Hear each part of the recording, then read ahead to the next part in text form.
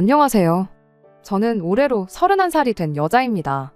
얼마 전 2년이란 시간을 연애해온 남자친구와 결혼 이야기가 처음 오가기 시작했어요. 그러면서 남자친구의 부모님을 처음 만나게 되었고요. 그리고 그날 남자친구한테 나랑 결혼하는 건 꿈도 꾸지 말라고 한마디 던져줬어요.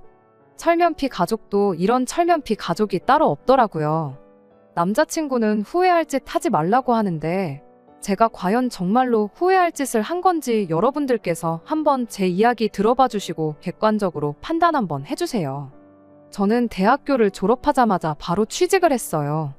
좀 더 욕심을 내서 취직 준비를 한 1년에서 2년 정도 더 했으면 더 좋은 회사에 들어갈 수 있었을 것 같은데 세상 일이 마음먹은 대로 되지 않는 법인데 혹시 모르는 일이잖아요. 불투명한 미래보다는 확실하게 일찍부터 경력 쌓아서 이직을 할 계획으로 바로 일을 시작했습니다. 지금은 이직을 반쯤 포기한 상태입니다. 이쪽 업계가 인공지능이 발전하면서 안 그래도 부족한 자리가 더 없어졌거든요.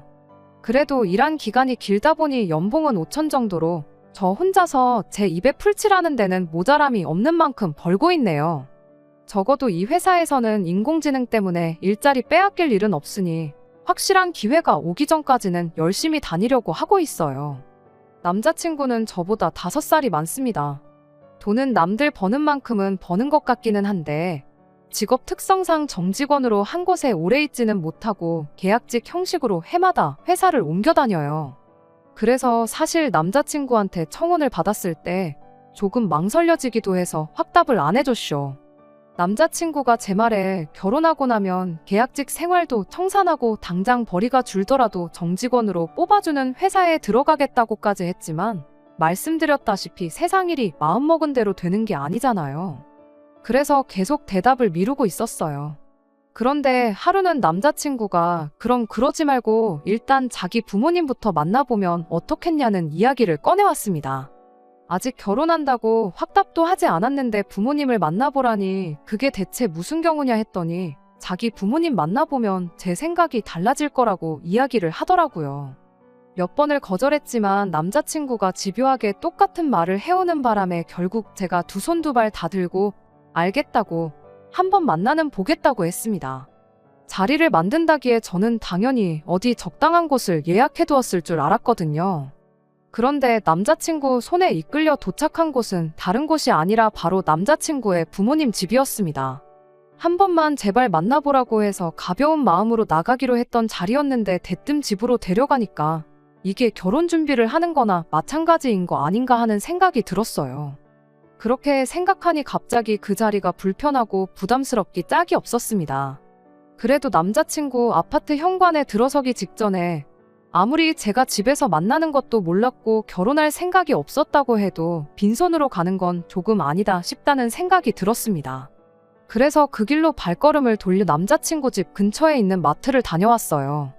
다행히 동네 마트에서 선물용으로 미리 포장된 과일 바구니를 팔길래 이 정도면 적당하겠다 싶어서 그걸 사갔어요.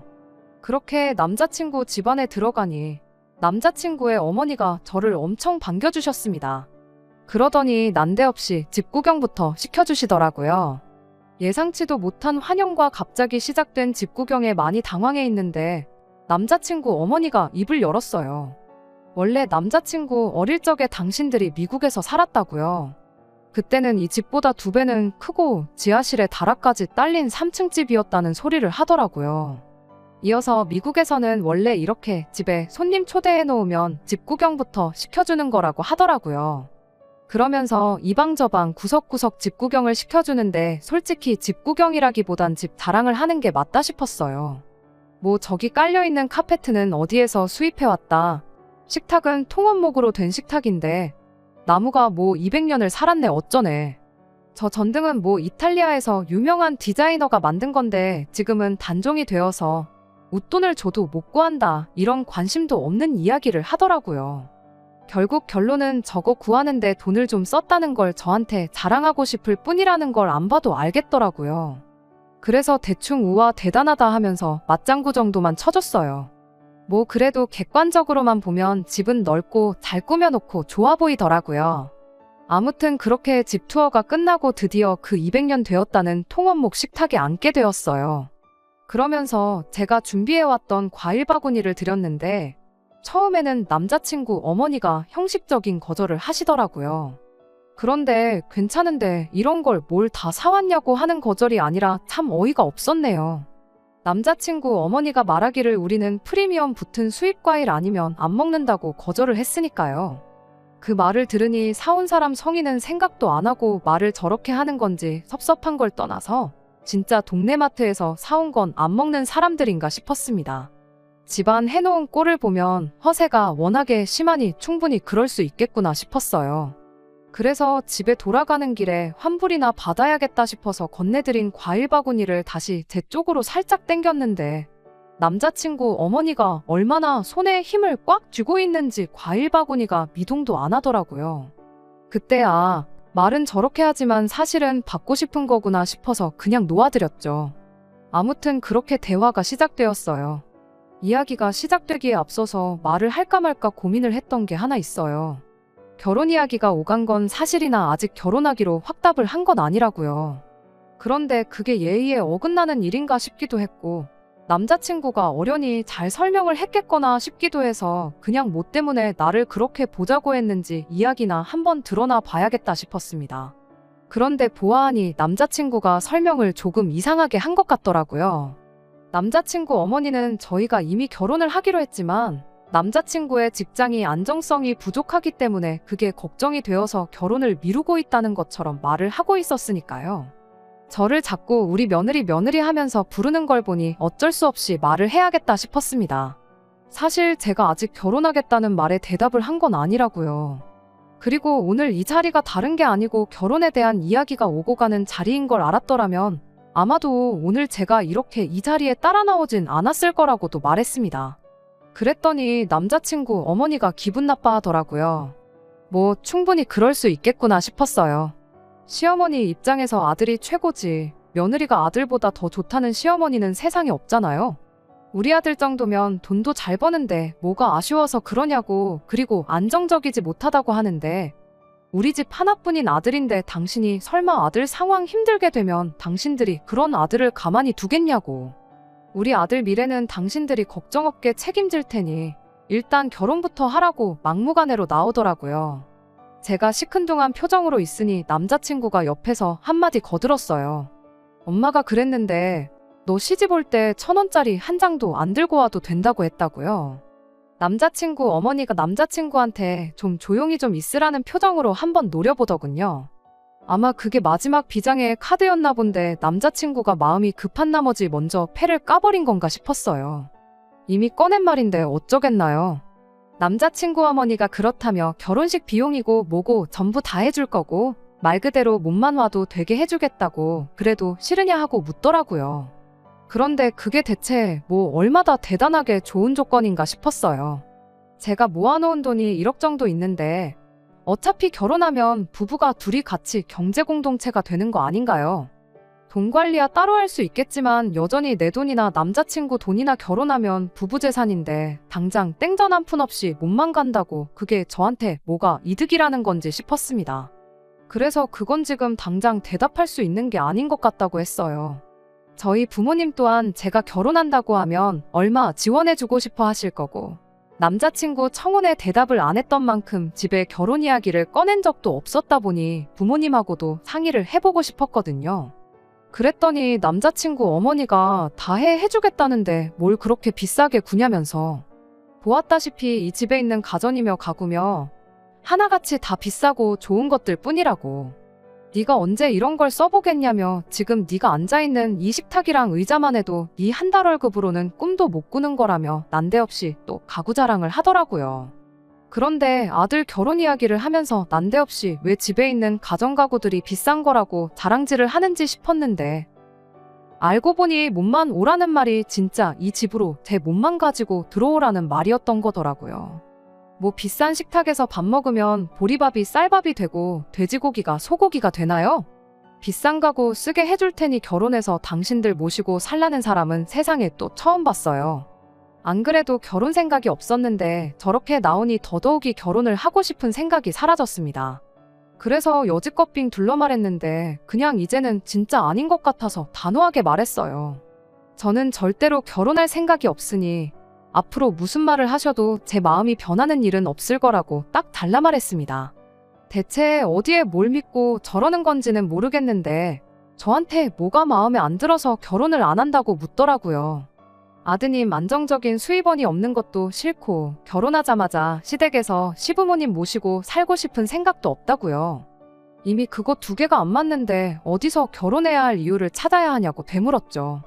그랬더니 남자친구 어머니가 어이없다는 듯이 외아들 집안에 시집 오고 싶으면 모시고 사는 건 당연히 각오해야 하는 거 아니냐고 하더라고요. 남자친구 수입이 불안정한 건 자기들 돈이 많으니까 걱정할 필요가 없다는 겁니다. 그러면서 오히려 제가 이렇게 나오는 이유가 뭔지 모르겠다고 조금 있으면 인공지능한테 밀려서 일자리 빼앗길 일만 남은 인생 내가 구해주겠다는데 왜 이렇게 비싸게 구느냐고 하더라고요. 그냥 한 지붕 아래 같이 살면서 새로운 부모가 생겼다고 생각하고 남편 내조하면서 살면 좋은 거 아니냐고요.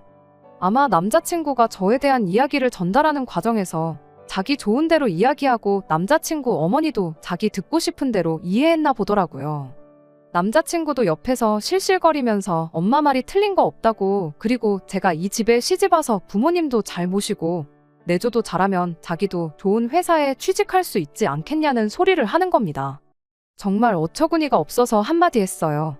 이미 들어와 살라고 할 때 결혼할 생각이 싹 달아난 상태라서 제 할 말 하는 건 그렇게 어려운 건 아니었습니다.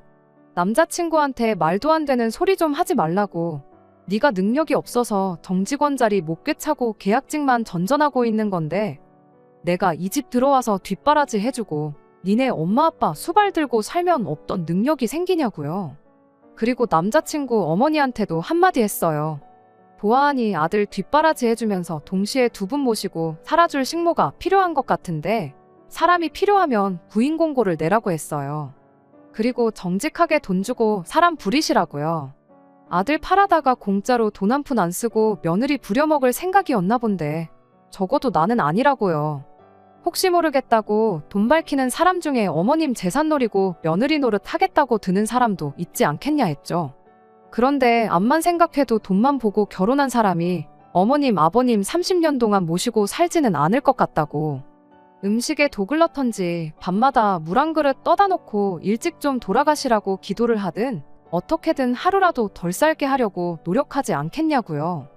혹시나 몸만 오겠다는 며느리 찾으시면 그때부터는 드시는 거 조심하고 만수무강 하시라고 한마디 하고 자리에서 일어났습니다. 밖에 나오는데 갑자기 올 때 사온 과일이 생각나더라고요. 어차피 안 먹는다고도 했고 줬다 뺏는 게 제일 치사하다지만 더 이상 상종도 할 일이 없는 사람들인데 그게 무슨 상관이겠어요. 환불을 받아도 내가 받고 먹어도 내가 먹는다는 생각으로 그냥 제가 다시 들고 나왔죠. 남자친구가 쫓아나오더니 저보고 이게 뭐 하는 짓이냐고 지금 너 후회할 짓 하는 거라고 엄마 집이 얼마짜리 집인 줄은 아냐고 하더라고요. 그래서 곧바로 인터넷에 검색해줬어요. 40평형 아파트가 12억 정도 하대요? 인터넷에만 쳐봐도 나오는 게 집값인데 그걸 나한테 묻냐고. 그리고 엄마 집인데 집값이 얼마인지 궁금하면 엄마한테 물어야지 그걸 왜 나한테 묻냐고 했죠. 그랬더니 어이없어 하면서 자기가 얼마인지 궁금해서 물어봤겠냐고. 그게 다 자기가 물려받을 재산인 거 모르냐고 하면서 자기랑 결혼하는 것부터가 제 인생에 있어서 엄청 이득이라는 것처럼 말하더군요. 엄마 아빠 집이 12억이라서 참 좋겠다고. 세상 어딘가에는 그 아파트 물려받을 거 생각하고 너랑 결혼하겠다는 사람이 있을 수도 있으니까 한번 잘 찾아보라 그랬어요. 그러고 휙 뒤돌아서서 제 갈 길 가니까 남자친구가 쫓아오더니 제 팔을 확 낚아채더라고요. 강제로 저를 끌면서 그러지 말고 당장 엄마한테 사과부터 하라고 하길래 이건 놓으라고 들고 있던 과일 바구니 가지고 남자친구 머리통을 내려쳤어요. 과일이 바닥에 떨어지면서 그런 건지 남자친구 머리에 맞아서 그런 건지는 모르겠지만 바닥에 파인애플 하나가 반으로 쪼개져 있더라고요. 나머지 과일들은 바닥에 굴러다니고 있었고요. 남자친구한테 안 그래도 줬다 뺏는 것 같아 신경 쓰였는데 그냥 네 줄게 니네 가족들하고 먹으라고 한마디 했어요. 환불 못 받은 게 아깝긴 하지만 7만 원 주고 헤어졌으면 싼값에 안전이별한 거라 생각하려고요. 그 뒤로 남자친구한테서 온 연락은 너 정말 후회할 짓 하고 있는 거라는 말이었습니다. 하지만 아무리 생각해봐도 이렇게 헤어진 게 아쉽다거나 전혀 후회가 되지 않아요. 오히려 하루라도 빨리 남자친구의 본성을 알게 된 게 다행이다 싶기만 합니다.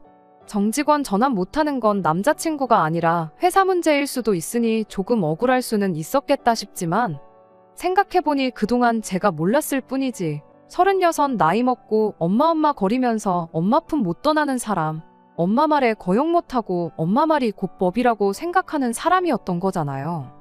더 더러운 꼴 보기 전에 시작하자마자 뒤집어 엎은 게 정말 잘한 일이다 싶네요.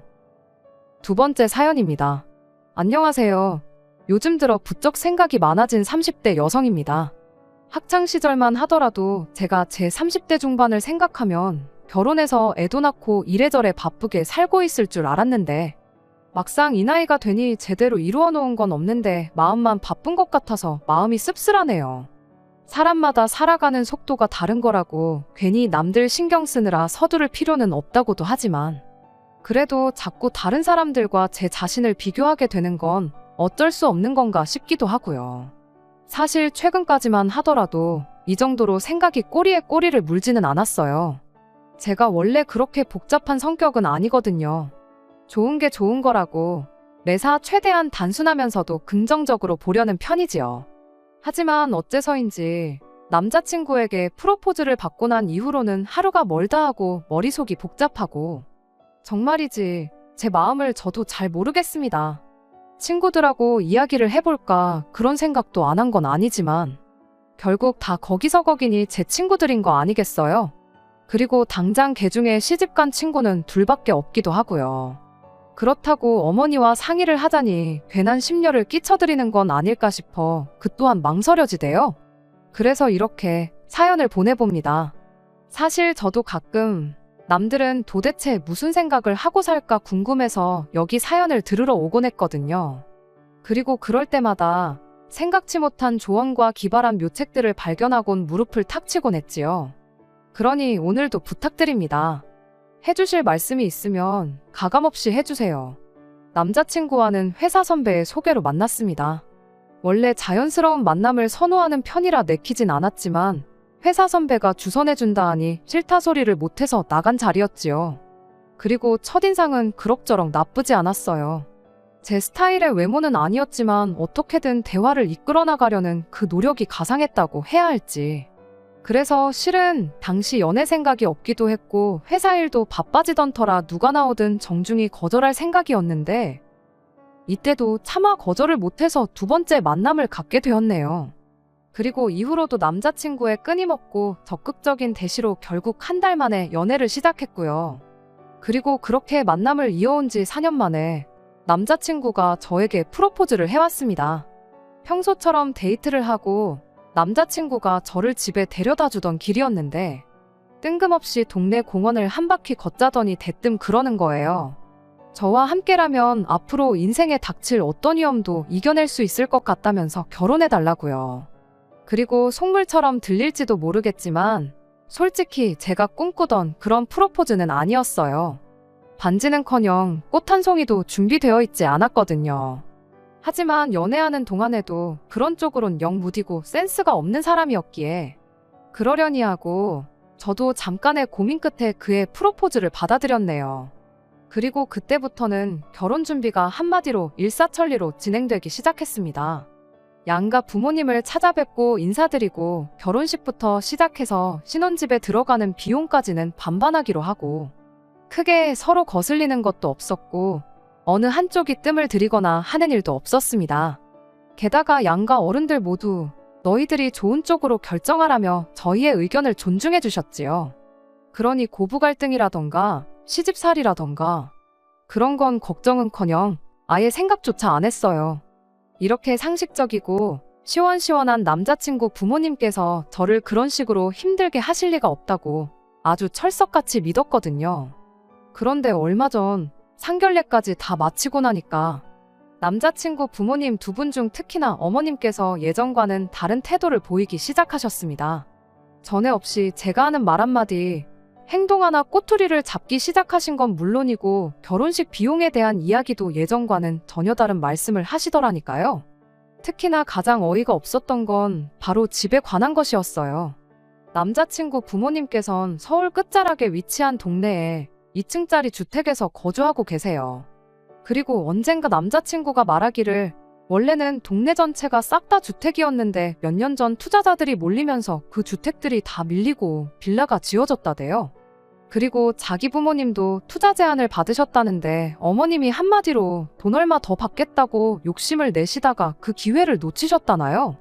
그래서 실제로 남자친구 동네에 가면 번듯한 빌라들 사이로 남자친구네 허름한 주택만 덩그러니 있어요. 그래도 뭐 이거야 제가 사실 왈가왈부한 문제는 아니죠. 남자친구 부모님이 당신들 재산으로 이득을 보셨든 손해를 보셨든 저랑은 상관없는 이야기니까요. 그런데 그러면 제가 왜 저희 결혼을 앞두고 집이 문제라고 하냐. 그건 바로 어머님이 저희더러 들어와 살라고 하셨기 때문입니다. 말씀드린 대로 남자친구네 주택은 2층짜리로 남자친구네는 1층에서 거주를 하고 2층은 세를 주고 있었어요.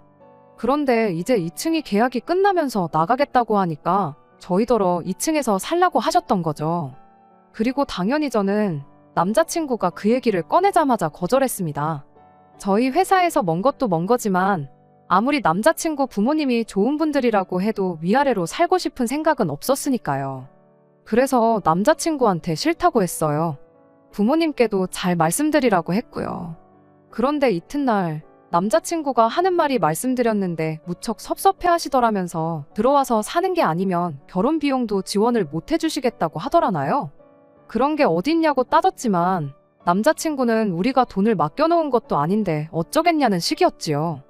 그래서 결국 며칠의 고민 끝에 들어가서 사는 걸로 마음을 다잡아 보려고 했는데 또 한 번 황당한 소리를 들었습니다.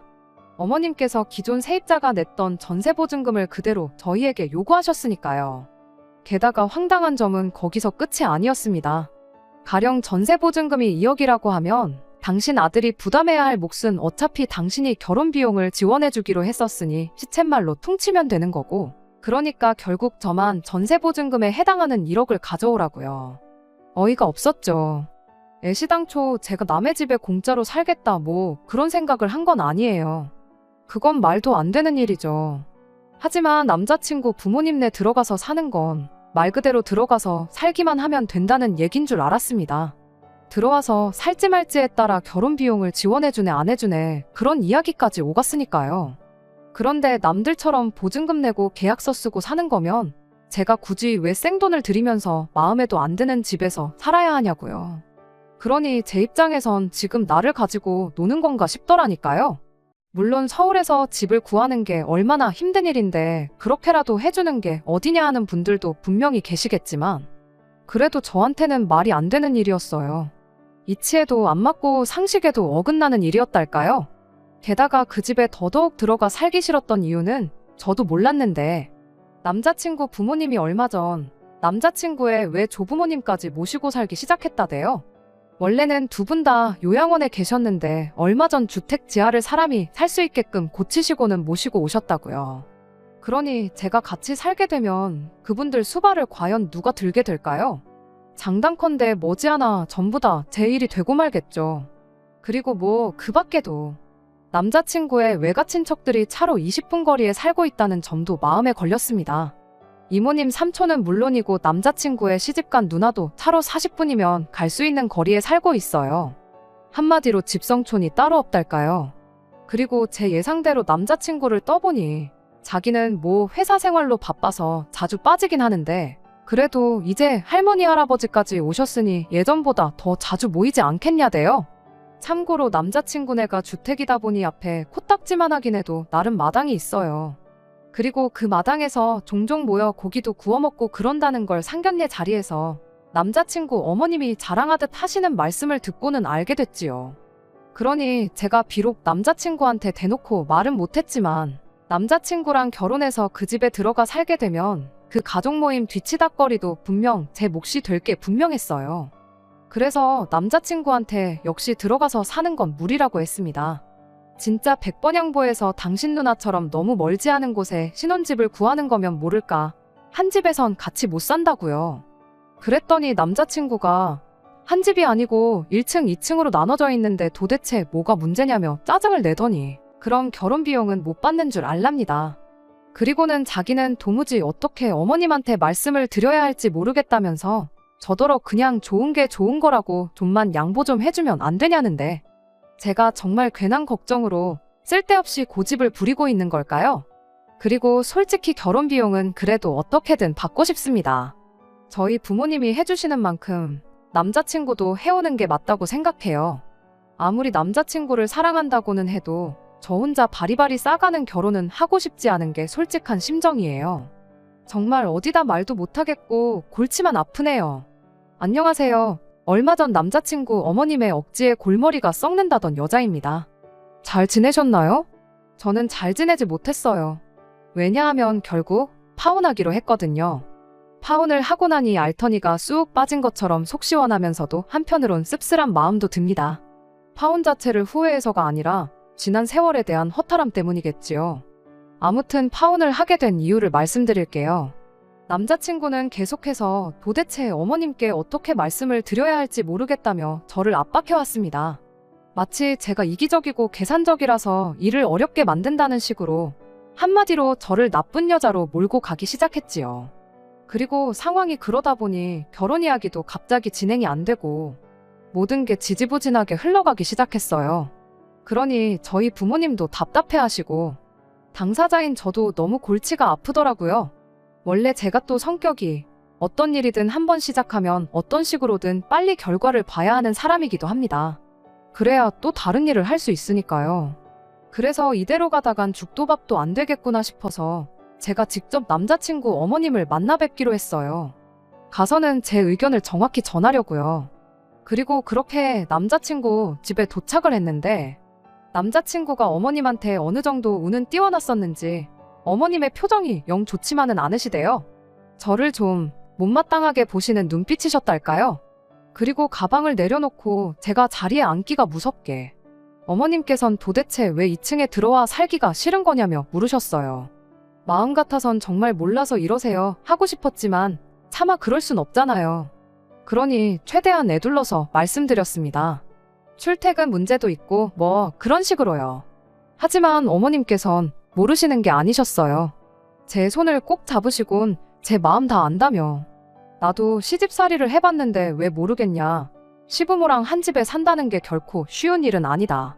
하지만 또 덧붙이시기를 그렇지만 지나고 나니 다 피가 되고 살이 되는 시간이었답니다. 그리고는 여자는 결혼하면 출가 외인이란 말이 그냥 있는 게 아니라며 원래 결혼하고 어느 정도는 시댁에서 같이 살아야 되는 게 맞다고요. 그리고 저는 솔직히 어머님이 하시는 말씀이 전혀 귀에 들어오지가 않아서 그냥 바닥만 보고 있었어요. 그랬더니 어머님께서 당신이 설마 당신 아들을 평생 품에 끼고 살겠냐고 때가 되면 독립시켜줄 거니 걱정하지 말라대요. 그래서 제가 그때가 언제냐고 여쭤봤어요. 막말로 그 언젠가가 하루가 될지 10년이 될지는 아무도 모르는 거니까요. 그랬더니 정확히 언제다 라고 약속은 못 해주신답니다. 다만 옛말에 며느리는 벙어리로 3년, 장님 3년, 귀머거리 3년은 살아야 한다지 않냐며. 그런 말처럼 제가 시댁에서 같이 살면서 가풍도 배우고 진정한 며느리로 거듭나면 그때 독립을 시켜주시겠다나요? 어이가 없어서 말 그대로 입이 다물어지질 않았어요. 와, 요즘에도 그런 생각을 하는 사람이 있다니. 놀랍고 신기하고 그런 사람이 내 결혼 상대의 어머님이란 사실이 소름이 끼칠 뿐이었지요. 그래서 결국 저도 듣다 못해 한마디 했습니다. 그럼 어머님은 아무래도 진정한 며느리로서 거듭나지 못하신 것 같다고요. 시할머님한테 시집살이까지 겪으셨다면서 어째서 지금 어머님 부모님을 모시고 사시냐고. 게다가 제가 알기로 아버님 형제분들은 다들 지방에 계시는데 어머님은 형제자매분들이 다 지척에 살고 계시지 않냐. 아니면 혹시 어머님이 저한테 가르쳐 주시려는 가풍이 처가살이 같은 거냐 여쭙습니다. 그리고는 그런 거라면 걱정 마시라고. 어머님 말씀을 듣고 나니 차라리 제가 남자친구랑 저희 부모님 댁에 들어가서 살면 되겠다고요. 저희 부모님 댁에도 남는 방이 하나 있으니 사는 건 걱정 안 하셔도 되고 결혼 비용도 안 해주셔도 된다 했습니다. 저희 부모님은 저희한테 방세 같은 거 받으실 분들은 아니라고요. 그랬더니 그때부터 어머님이 말 그대로 눈을 희번덕거리시면서 저더러 미쳤냐입니다. 어디라고 말을 그따위로 하냐면서 저더러 니네 엄마가 너를 그따위로 가르쳤냐는데. 그래서 저희 부모님은 저한테 부당한 대우를 받을 땐 참지 말라고 가르치셨다고 했어요. 그리고는 어머님께는 그러는 어머님은 가정교육을 제대로 못 받으신 거냐 아니면 시집살이 당하시는 동안 제대로 깨달으신 게 없으신 거냐 받아쳤거든요. 그랬더니 말 그대로 개거품을 무시고는 당신 아들하고 결혼할 생각이면 꿈깨랍니다. 저 같은 며느리 당신이 절대 허락 못한다고요. 그래서 저도 보란듯이 앞에서 깔깔 웃으며 그것 참 다행이라고 했어요. 저야말로 어머님 아들 같은 남자하고 결혼할 생각은 이제 눈꼽만큼도 없는데 또 구질구질하게 매달리고 그러면 어쩌나 걱정이 많았다고. 그러니까 혹시나 어머님 아들이 저한테 그러거든 어머님이 책임지고 떼달라고 했죠. 그리고는 뒤도 안 돌아보고 나오는데 남자친구가 쫓아나오면서 제 손목을 쥐더니 이렇게 가면 어떡하냐고. 그래도 일단 어머님한테 사과는 한마디 하고 가랍니다. 안 그러면 자기 엄마 쓰러지신다고. 그러면 진짜 그땐 제가 감당 못할 거라나요? 그래서 내 알바냐고 감당할지 못할지는 두고 보면 알겠지 하곤 남자친구 손을 뿌리쳤어요. 그리곤 네가 제일 문제라니까. 자기는 지금까지 아무 말도 안 했는데 왜 자기가 제일 문제냐입니다.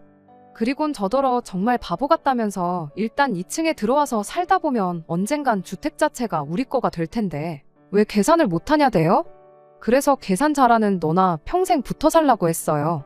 우리 거는 개뿔. 그때 가서 또 제 몫이라도 찾으려면 이보다 더한 진흙탕 싸움을 해야 될지도 모르는데 하나를 보면 열을 알고 피는 못 속인다고.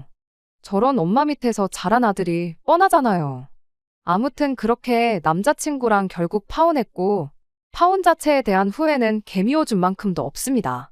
지난 세월을 생각하면 솔직히 여러 가지로 여전히 심란합니다만 100세 시대라는데 고값 몇 년 때문에 후회할 결정을 내릴 수는 없잖아요. 마지막으로 강단 있게 행동할 수 있었던 건 제 사연에 관심을 가져주신 여러분들 덕분이었다고 생각해요. 다시 한번 피가 되고 살이 되는 조언을 남겨주셔서 진심으로 감사드리며 앞으로도 살아가는 동안 여기서 얻은 용기와 지혜를 잊지 않겠습니다.